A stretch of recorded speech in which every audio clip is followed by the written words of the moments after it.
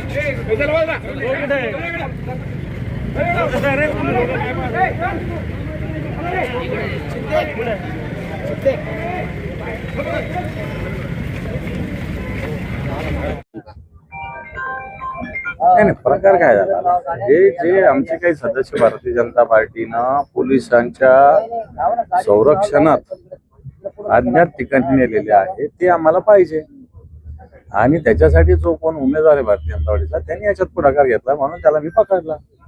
बाकी काय पोलीस देखील गेले जाऊ द्या, कुठं जायचं काय करणार, पुढची भूमिका काय असणार तुमची?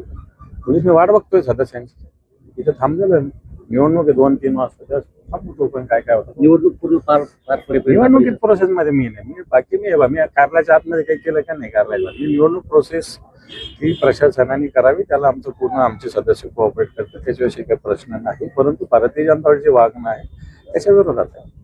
एवढा संताप अनावर झाला तुम्ही कार्यकर्ते म्हणजे त्याला काय बरोबर, माझा स्वभाव शिवसैनिक म्हणून तो स्वभाव मी व्यक्त केला।